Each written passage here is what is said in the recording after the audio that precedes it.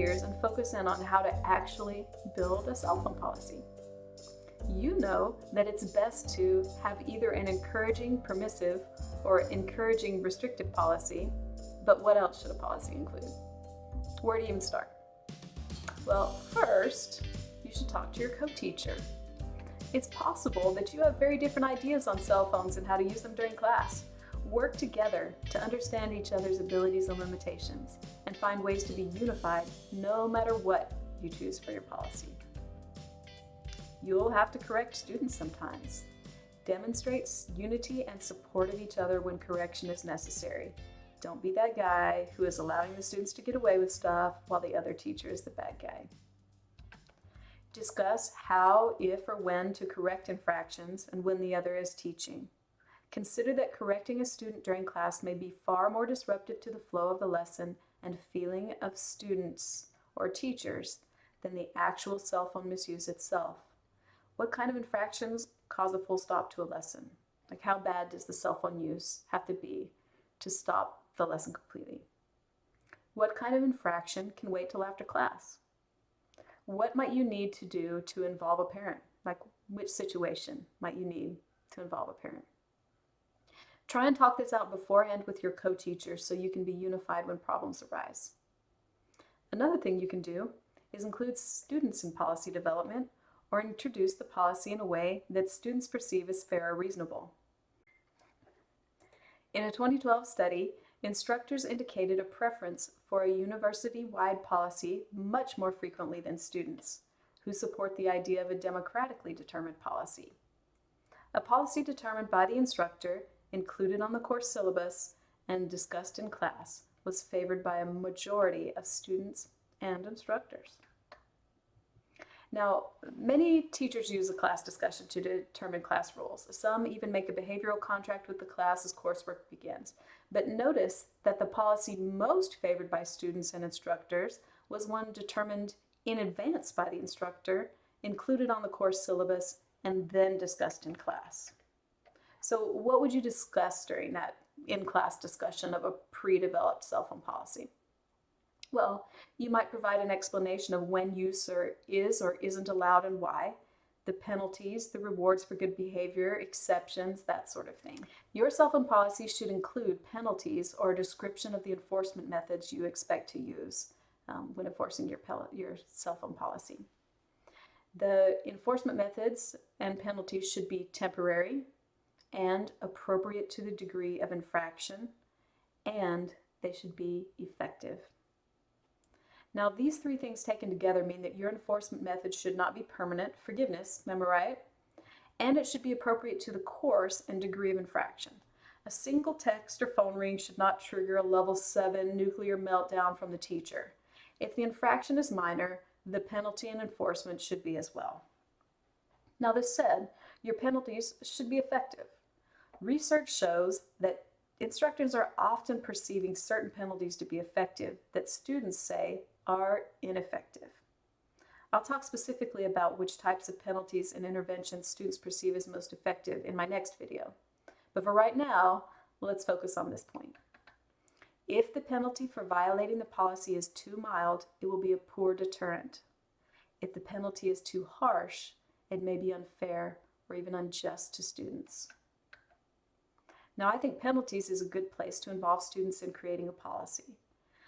You can predetermine whether or not you're going to allow cell phones in the classroom, and then students can work with you to define penalties for infractions that they perceive as fair and effective. Will students leave class for a moment? Will they surrender their phone for the remainder of class? Do they need a parent to come free their phone after X number of infractions? Do they sit in a naughty spot? Let students work with you to find appropriate penalties. Now, based on my research and experience with cell phones in my classrooms, now I've been teaching the gospel of cell phones for 8 years now, I have 2 recommendations I can make to teachers for establishing penalties. Penalize individuals for noncompliance, not the entire group, and don't do any blanket restrictions due to the misbehavior of a few. Focus on those who comply. Your policy may include rewards for good behavior using positive reinforcement. Oh my gosh, what is that? Rarely do teachers include positive reinforcement in their cell phone policy, but I have read several essays where teachers report having success with positive methods. They also report they feel better about themselves when using positive reinforcement. And it makes sense. Who among us would rather scold someone than present a reward? Well, none of you, I hope. But let's look for ways to include rewards and reward good behavior.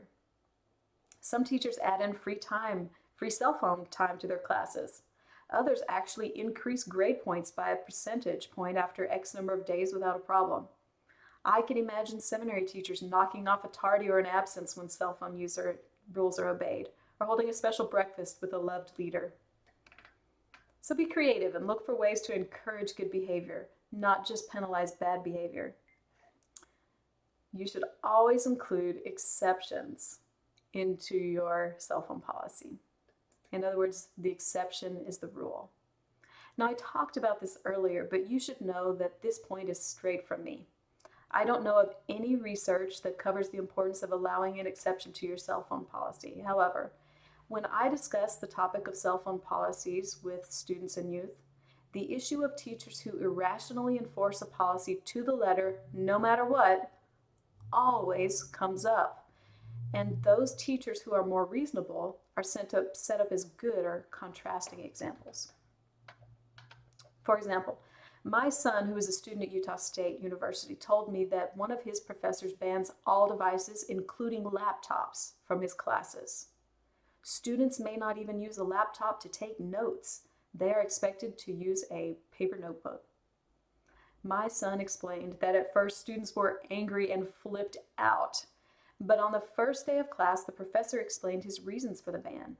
In this case, his lectures relied almost exclusively on discussion, and he had found that digital note-taking impeded this process.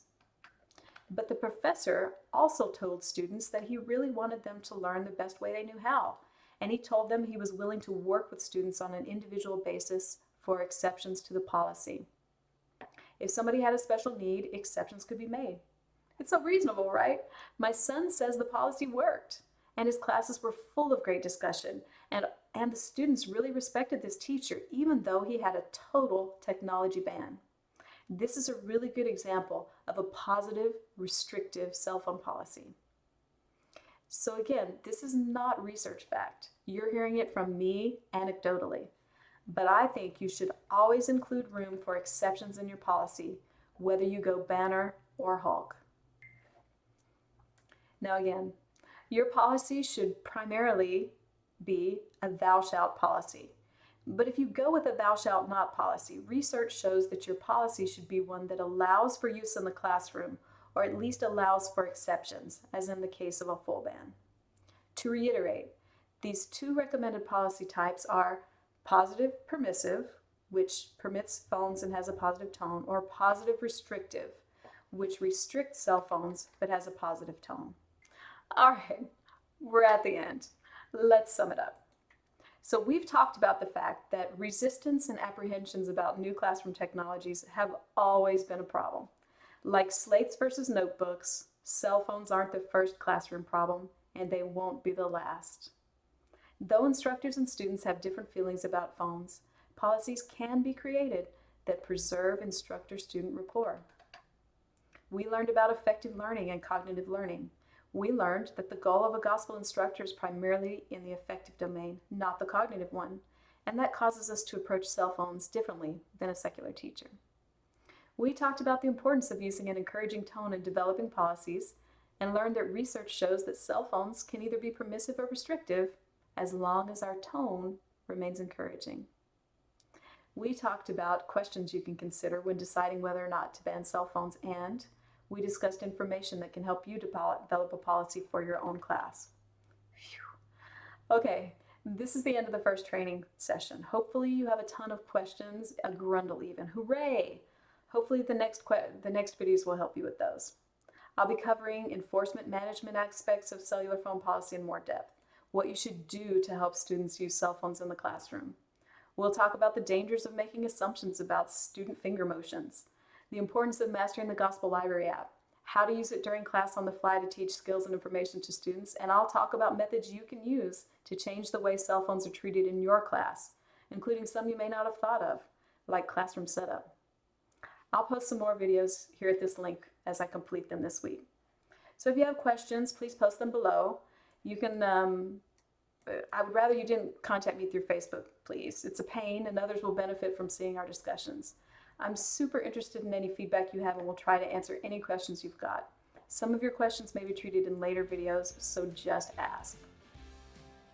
Now, as you know, I'm doing this research for my master's capstone. And so it's really important for me that if this information has been helpful to you, that you fill out my survey. I'll put the links below. That you fill out my pre-assessment survey and my post-assessment survey so that I can determine whether this training has been effective or not, whether learning about research-backed methods of cell phone policies is helpful to you. That's what I'm tracking. So please, please fill out the forms and get some information. Give me some information so that I can complete this capstone project finally. Thanks so much.